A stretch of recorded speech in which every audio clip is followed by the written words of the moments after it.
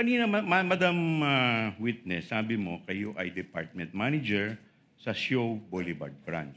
Now, ang tanong ko po, kailan po kayo nagsimula maging Department Manager ng Show Boulevard Branch? Kailan hanggang kailan po? Kung maalala po ninyo. Nag-start po ako sa Land Bank Show Boulevard Branch noong May 2017 until po nung mag-retire ako ng January 2024. Okay. Now, Madam Witness, nandito po ngayon kayo sa impeachment court. Ang tanong ko po sa inyo, bakit po kayo nandito ngayong araw na to dito sa impeachment court kung alam po ninyo? Nandito po ako sa araw na ito dahil po naka-receive po ako ng subpoena from the Honorable Impeachment Court to testify po yung knowledge ko regarding po doon sa impeachment trial po ngayon ni BP Sara Duterte. Okay. Now, Madam Witness, ano naman po ang kinalaman ninyo sa impeachment trial ni BP Sara Duterte kung meron man po? Tungkol po ito sa 4 na cheque po ng OVP na in-encash po sa Land Bank Show Boulevard nung ako po ay branch manager. Okay. Ngayon, binanggit po ninyo 4 na cheque. Ano po itong 4 na cheque ang binabanggit po ninyo? Yung 4 na cheque po ito ay nakapangalan po kay Miss Gina F. Acosta na may amount pong 125 million each. Okay. Madam Witness, bakit naman po kayo pamilyar dito po sa 4 na cheque na binabanggit po ninyo? Familiar po ako dito kasi ako po yung nag-oversee ng encashment na to nung ako po ay branch manager po ng Show Boulevard Branch. Okay. Now, Madam Witness, kung ipakikita po sa inyo itong 4 na cheque na in-encash po ninyo sa Show Boulevard Branch, pag ipakikita po ito sa inyo, itong kopyang ito, ma-identify po ba ninyo ito? Opo. Okay. Madam Witness,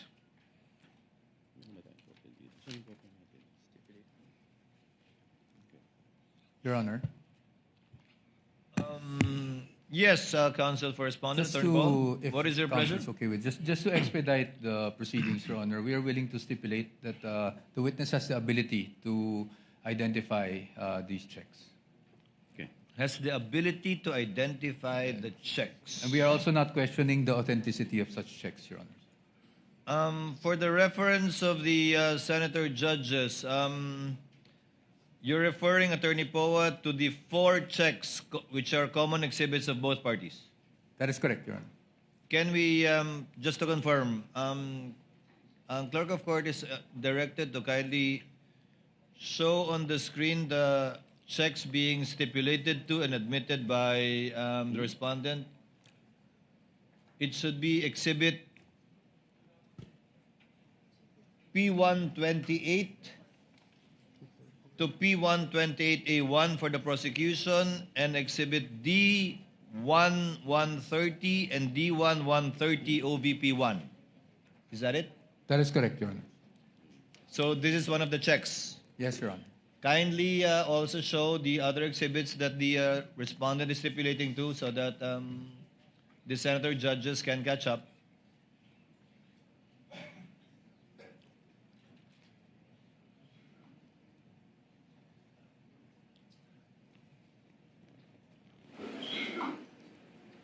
Given that the respondent is stipulated to the aforementioned checks for 125 million each, dated December 20, 2022, January 31, 2023,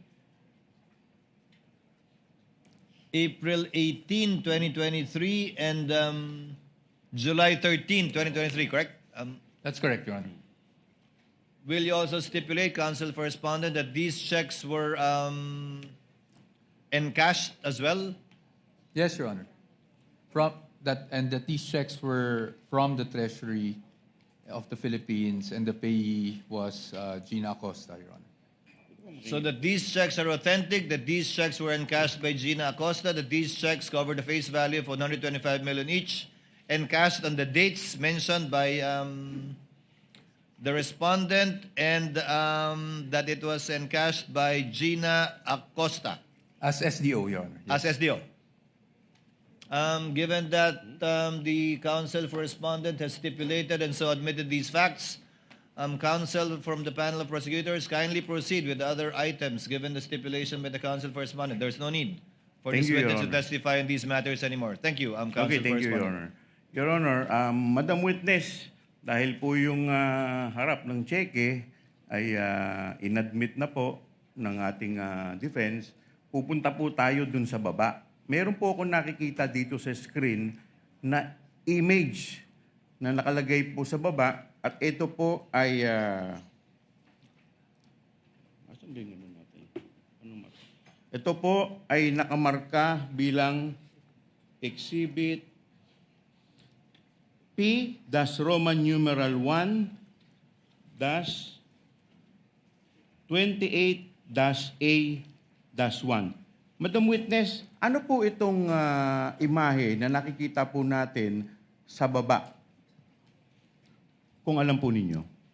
Sir, pwede po ba akong makahingi ng copy? Okay. Medyo Your malayo. Honor, may we request... Assisting counsel may- is authorized to approach the witness as well as assisting counsel from the respondent. Okay, Your Honor, may assisting counsel, Attorney Cristina Pasicolan will approach the witness, Your Honor.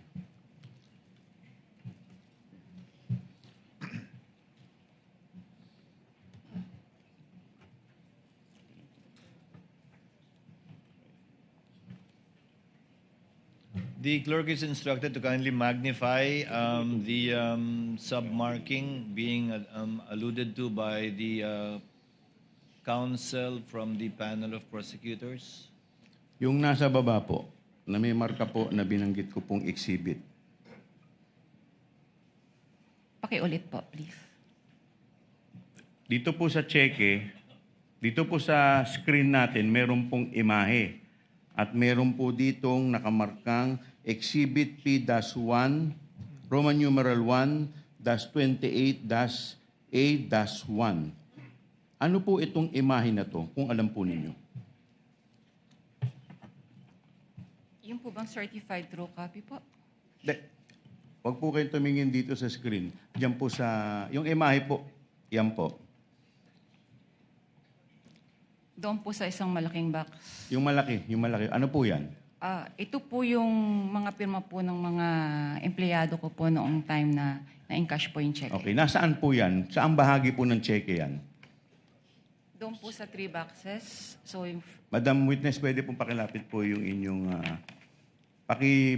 pakilapit po sa mic, yung para marinig po tayo. Yan. Okay. Yan pong imahe dyan po, sa baba po ng, di ba, yung taas po, yan po yung harap ng cheque. Ano po yung imahe na nasa baba? Ano po yan?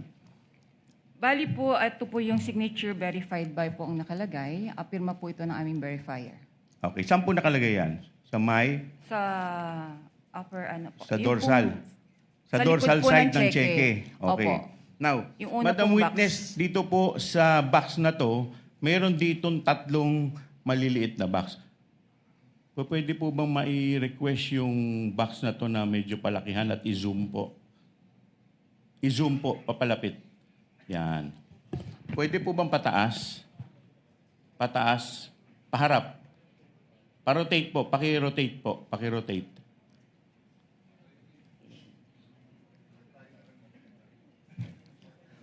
Medyo mahirap pong tignan. Pwede po bang paki-rotate sa tech?